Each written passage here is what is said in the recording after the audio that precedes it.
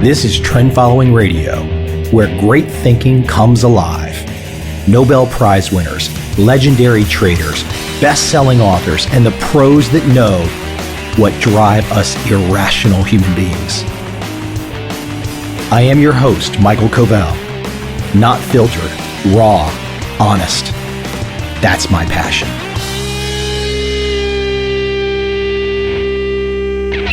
Very cool documentary that I just posted on my Twitter feed about Benoit Mandelbrot, about fractals.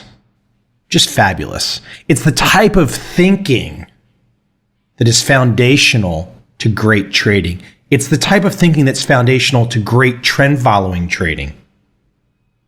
So many people look at markets, they look at returns, they look at strategies, and everything looks complex. On the surface, it's terribly complex. But the key, think not what you see, but what it took to produce what you see. You see? Don't just look at the complexity. Take a step back. How did we get there? How is the return produced? For example, a trend following return. How is a trend following return produced? Don't just look at the great performance of great traders out there. Think about what happened.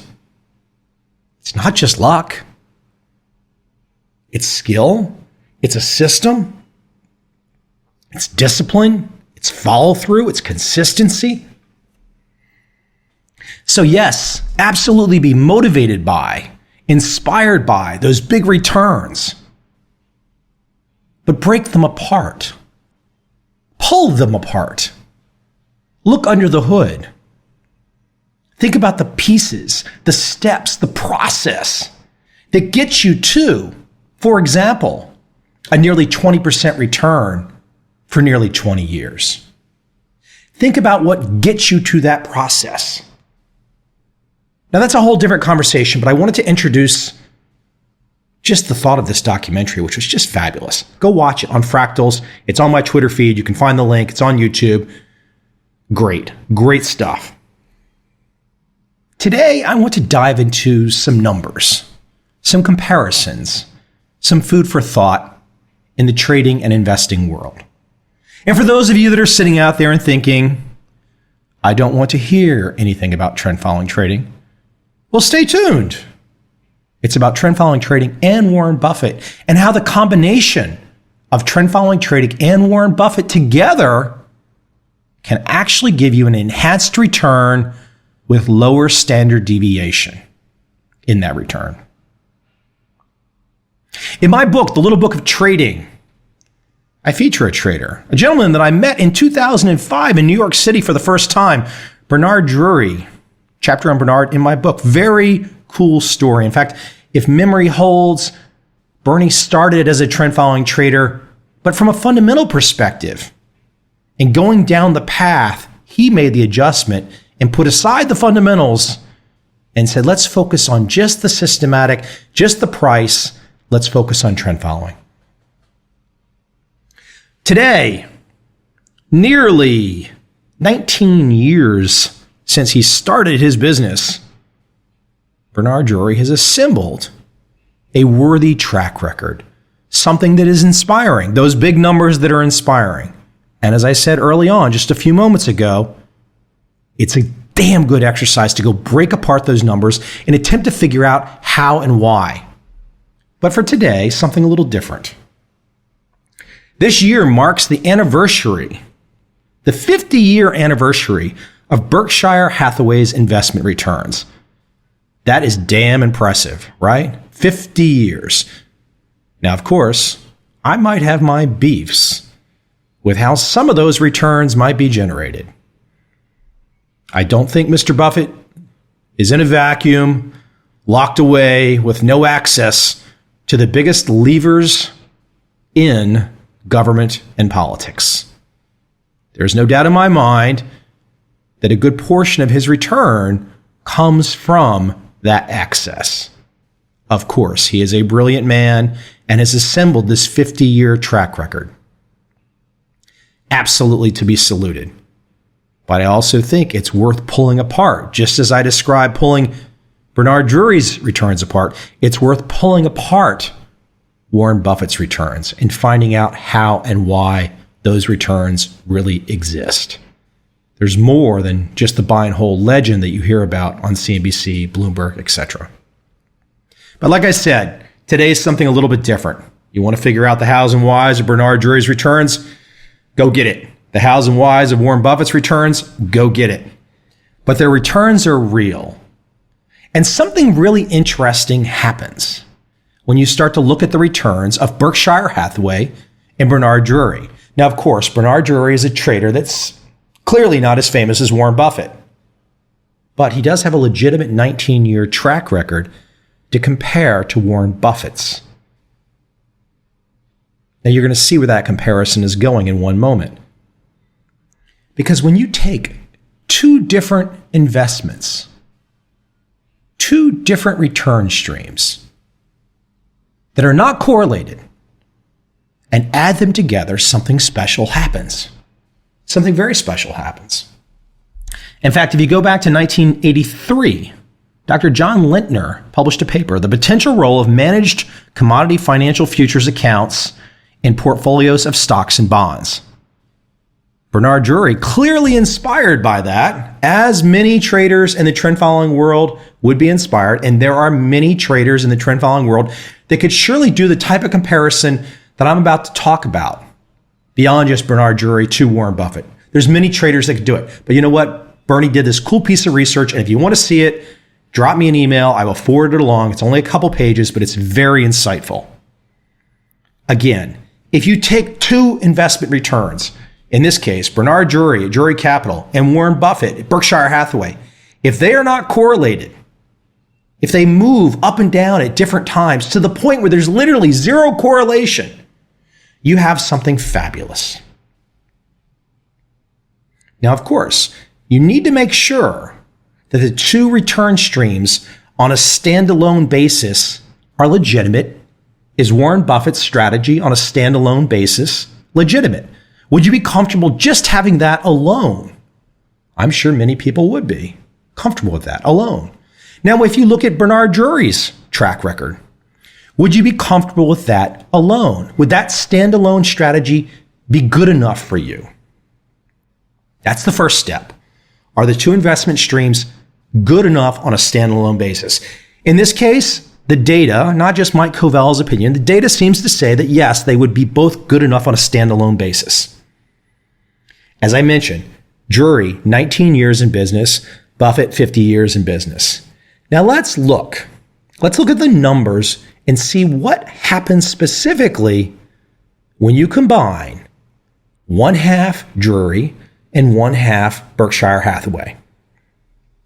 Now first, let's look at the breakdown of each without the combination, without combining the two. From May 1997 to February 2015, rate of return for Bernard Drury, 11.3%. For Berkshire Hathaway, 10.4%. Standard deviation for Drury, 20%. Standard deviation for Berkshire Hathaway, 20%. Drawdown for Drury, 32.5%. Drawdown for Berkshire Hathaway, 44.5%. Now, what happens when you combine them? Again, Drury, 11.3% rate of return, Berkshire Hathaway, 10.4% return. Combine the two, 50-50, a 50% allocation of each, you now get a return of 10.9%, but your standard deviation drops.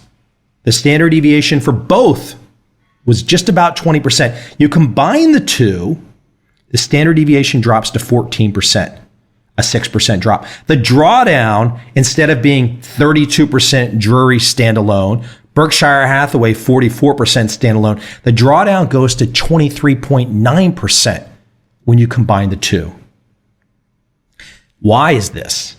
The correlation between the two investment streams, the correlation between the two performance fee streams is 0.01. It's almost zero. For all intents and purposes, it is zero. And you will find that across the board in the trend following space. Look, if you want to get rich, trend following is a great standalone investment. However, if you do have certain traditional investments that you don't want to upset that apple cart, so to speak, clearly there is some thinking about combining the two. Very smart thinking. That blend of 50-50 gives you the highest rate of return with the least standard deviation. Now I want to read something verbatim from Bernard's write-up. Quote, consistent with the theory, the portfolio with 50% each in Berkshire Hathaway and Drury raised the risk-adjusted rate of return to a level higher than either asset could achieve individually. For the holder of Berkshire Hathaway, the diversification reduced the portfolio volatility by almost 1/3 and reduced the depth of the peak-to-trough drawdown by almost half. Finally, perhaps even remarkably, the combination of Berkshire's holdings with this non-correlated asset, Drury in this case, cut the length of the drawdown associated with holding Berkshire Hathaway alone by a whopping 43 months. This means that instead of experiencing a 61-month period, December 07 to January 2013, of being underwater relative to the latest high price, while holding Berkshire Hathaway shares alone, the combined portfolio reduced that underwater period to only 18 months. By the same token, of course, the underwater period of holding Drury alone is reduced from 55 months to the same 18 months. That's just absolutely fascinating. I mean, I've known about this, I've written about this, but when you see just a nice, simple, couple-page write-up explaining this in detail with just some easy-to-read numbers. Again, I'm not attempting to tell you the source of Bernard Drury's trend following returns. I'm not attempting to tell you the source of Warren Buffett's Berkshire Hathaway returns. That's not the point. The point is that the returns of both men are real. And if you take 50-50 and you combine them together, you get something special. You know, one of my favorite podcasts in the last year was with Harry Markowitz. Harry Markowitz, I believe, is 85 years of age. You must go listen to this podcast. The way he answers the phone, you would think he's 35, 25. It's just fabulous. Sharp as a tack. And Harry was the one that essentially got the Nobel Prize for exploring the effects of combining non-correlated assets into a diversified portfolio with the aim of improving risk-adjusted returns. And remember, Harry is responsible. He's often credited with the famous saying, diversification is the only free lunch. Now, as a little side note, that is one of the great sources of trend following trading's profits, diversification. Because if you are looking at the most liquid markets out there, I'm talking the currencies, talking bonds, gold, various stocks, energy like oil. If you've got the ability to trade all of those things, and if you're not a fundamental trader, you don't need the damn expertise to know what OPEC is going to do next to trade oil. So if you can create a situation where your trading uses all of these markets in its strategy, you've got something special. You've got great diversification. And back to, like I said from the beginning, think not what you see, but how did what you see come to be? How did great trend following 2014 returns come to be? How did shorting oil come to be in a trend following strategy for 2014 when absolutely none of the big, quote, names that give daily predictions and forecasts were anywhere close to saying in early 2014, oh, by the way, oil is going to drop over 50% and you can make a fortune by shorting oil. But again, this is about diversification. Trend following traders weren't just trading oil. They didn't know oil was going to take off, but they were ready when it did because they had diversification in their portfolio of the types of markets they're following. Again, if anybody would like a copy of this PDF report written by Bernard Drury's firm, Drury Capital, drop me an email. I'm real easy to reach, but I'm not going to tell you my email. I'm going to make you hunt for it. terribly hard to hunt for. Just go to the contact button on my website, and my email address is right there. It's easier than trying to say it right now because you'll probably write it down wrong, etc., etc. So just go to the contact page on my site. I hope I inspired some thinking today. I want you to think about what happens when different return streams are combined. It's actually a very simple concept. So many people, though, they don't want to touch it. They say, I don't want to think about all this. I'm just going to trust what I have. No, that's not enough. You have to keep raising the stakes. You have to keep raising your game, and you have to keep trying to find out, explore, understand new ways of thinking. And combining non-correlated assets in one portfolio is pure gold. I almost forgot. A great soundbite from David Harding, the head of Winton Capital, $25 billion trend-following firm, the head of the heap. I love that David's always very consistent. Consider. But last year, the CTAs, fortunately for them, for once, were a clear winner. And they were a clear winner because their computers, absolutely everyone was bearish on bonds last year. Everyone thought that interest rates would rise. It's absolutely universal.